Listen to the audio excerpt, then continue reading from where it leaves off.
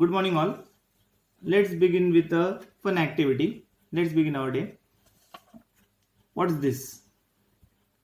1. Exactly. Now if I add one more 1 to it, what does it make? 2. Correct. If I go on adding one more 1, then it will form 3, 4, 5 and so on. So it's very clear that while adding the numbers in whole numbers or maybe in integers, it's very easy to add or to subtract. See, now it's 2. If I remove 1, that means I subtract 1, it will form 1. So addition and subtraction is not a big deal when it comes to whole numbers or when it comes to complete quantities. Like when we say 1 pen plus 2 pens, it's very easy to say that it will be 3 pens. 3 erasers plus 4 erasers. So what will it form? Correct. It will form 7 erasers. So it's very easy to add the things when it comes to whole numbers. But when it comes to fractions, then the answers may be a bit shaky. Now why does it happen is, we sometimes we are habitual of analyzing the fractions in this way.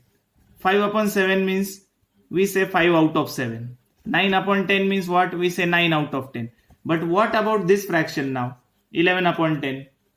We analyze this also as 11 out of 10. But this is not the exact way of analysis of fractions. Actually, the fractions are like units only. Like we count ones, no? How do we count the units? 1 plus 1 2 plus 1 3 plus 1 4. Like that only, fractions are also units. But they are parts. First of all, they are parts of this complete quantity. But the way we count the fractions is exactly the same like when we count these numbers. How do we count these numbers? 1, 2, 3, 4, 5, 6. We go on putting 1, 1, 1, 1, 1 and we go on incrementing the number. The same way fractions are interpreted. We'll see how. Now see, this is 1. If I make 2 parts out of it, if I make 2 parts out of this one quantity, what fraction does it make? 1 out of 2. Same size paper, I have taken the same size paper and I have cut it into 2 parts. So what fraction does it make? It makes 1 upon 2. Remember, this is 1 upon 2, okay? Now, I have taken one more same sized paper and I have cut it into 3 parts. This is 1/3. This is one more 1/3. And this is one more 1/3. So these 3 parts together form the entire paper. Means the addition of these 3 parts is 1. Now how does it make 1? Let's see. This is called as 1/3. When we add one more 1/3 to it, it will form 2 times 1/3. If we add one more 1/3 to it, it will make 3 times 1/3. So how do we interpret it? This is called as 1/3. When we take 2 times 1/3, we say it 2/3. We say it 2/3. Remember the way we interpret the fractions. When we have only one piece of 1/3 size, it will be said as 1/3. When we have 2 pieces of 1/3 size, we say it 2 times 1/3. That means 2/3. When I have 3 pieces of 1/3 size, I say 3 times 1/3. That stands 3/3. 3/3 means 3 upon 3, which forms 1. According to the arithmetic rule, we cut the numerator with denominator and it forms 3 upon 3 forms 1. Same goes for 1 upon 2 also. Now, in our real world, how do we add the quantities? If the things are exactly same, then we can add or we can subtract them or we can interpret them as same quantities or similar quantities. Like while taking pens, we say, give me 2 pens. Then again, if we purchase say 4 pens, so we make a total of 2 pens plus 4 pens, that is 6 pens. But if you go on purchasing different things of different types, can we add them? For example, say I purchase 2 milk bags today. From a grocery shop, I purchase 2 milk bags and tomorrow I go and purchase 1 bread packet. So can they both be added together? 2 milk bags plus 1 bread packet, can they get added and give us a total of 3? No, because they are different type of quantities. Same happens in algebra and same happens in fractions also. In fractions also, if you try to add these two fractions, 1/3 and 1/2, they both will not match with each other. They both are not matching with each other. They both can't be they both can't be treated as same quantities. So they both can't be added with each other directly. We can't add them with each other. But we have an option. What will we do is, we'll just cut this 1/3 into smaller parts. And we'll cut this 1/2 also into smaller parts. And we'll try to make those smaller parts equal. Means that smaller part, if it matches, means the smaller part of 1/3 and the smaller part of 1/2, if they match with each other, then only we can add those smaller parts, or we can treat those smaller parts as like parts. And those like parts are called as like fractions. Like we have like terms in algebra, similar way we have like fractions here. So we will cut this 1/3 into two parts. So I have cut this 1/3 into two parts. You can see I have cut this 1/3. Forget about all the other things. Only see that this is 1/3 and I have cut it into two parts. Okay. So this is two parts. Now I'll take 1/2. This 1/3 and these two parts I have kept aside. Now I'll take 1/2 and I'll try to make smaller parts out of it. So these are the smaller parts I have tried. These are the smaller parts. So how many smaller parts did I make? 3 parts.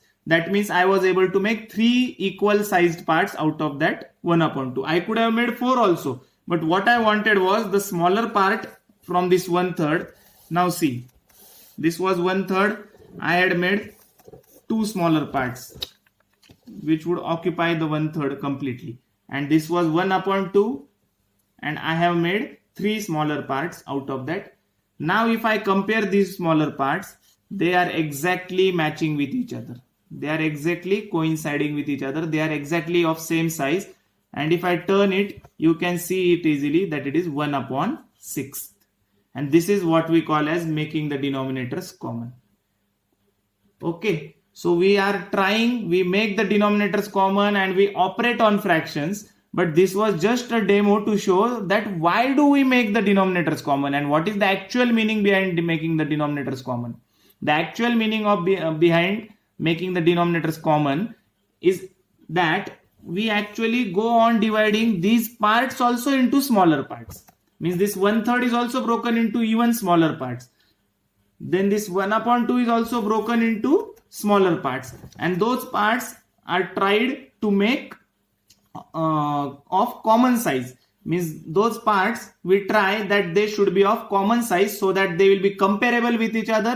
They will be able to match with each other and they will be able to directly treated like equal quantities. Like we treat 1 pen, 2 pen, 3 pens, 4 pens. Like that these quantities can be treated equally. Means even if it comes from 1/3 or if it comes from 1/2, both are exactly equal. So they can be treated equally and they can be added or subtracted. That was our main aim. So the size should be exactly same. They should coincide with each other.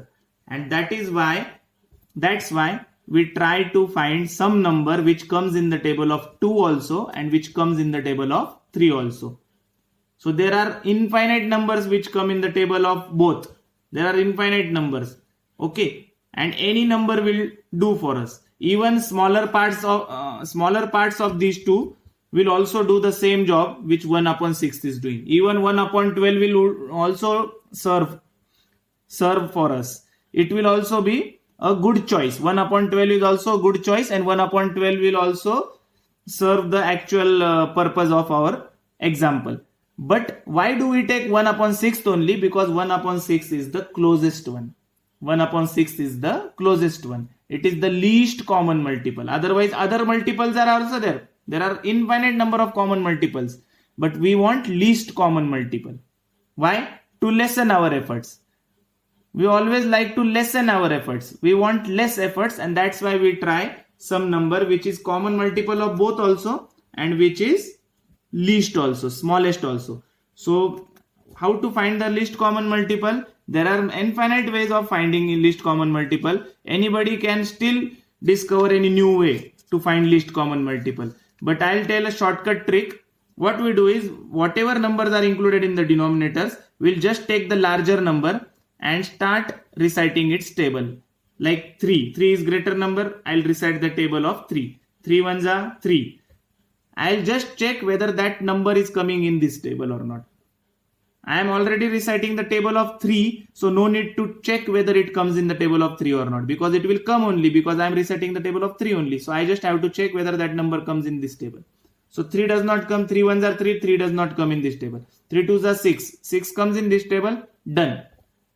My purpose is satisfied, 6 will only be the LCM. This is the shortest way of finding the LCM, okay. So we have seen the actual logic, why do we find the LCM and why do we try for LCM. Otherwise 1 upon 12 is also okay. Now whatever number comes in the table of 6, that means LCM of these two numbers will also be a common factor, a common multiple of these both numbers. Like 12 is a common multiple of both. 18 is a common multiple of both. 6 4s are 24. 24 is also a common multiple of both. But we go for 6 because it is the shortest and easiest one. So that means we always take LCM. Okay. So we have seen from this demo. See now, we have seen from this demo that why do we calculate LCM? Why do we make the denominators common? We make denominators common means geometrically we saw the meaning of making denominators common. Means we actually make smaller parts of 1/3 also. We actually make smaller parts of 1 upon 2 also. Means whatever fractions we are going to add or subtract, we try to break them into smaller parts. And those smaller parts should be exactly alike from both the quantities. Means if you take the smaller part from 1 upon 2 also, and if you take the smaller part from 1 upon 3 also, we should not be able to distinguish between both of them. Both should look exactly alike so that we can treat them like they are equal only. And we can add or subtract them and we can operate on them. That's our main aim. Okay. So logic about that is clear. We saw that. Then one more most important thing is we found that how to interpret the fractions. Like 1 upon 6, this makes 2 times 1 upon 6, that means 2 upon 6. This is 3 upon 6, this is 4 upon 6, this may be 5 upon 6. If I take 6 alike parts, then it will make 6 upon 6. If I take 7 such parts, it will make 7 times 1 upon 6. It will take 7 times 1 upon 6 and that will make 7 upon 6. Clear? That means it is not 7 out of 6. How can we take 7 out of 6 or 8 out of 6? No. It is like 7 times 1 upon 6 or 8 times 1 upon 6. And that's why it's interpreted in that way. So improper fractions are also possible because of this reason. And now it's very easy. If I have 8 times 1 upon 6 and I want to subtract 3 times 1 upon 6. Or if I say I have 1, 2, 3, 4, 5. 5 upon 6. And from this 5 upon 6, if I try to erase these two, means to subtract these two. That means how much I erased?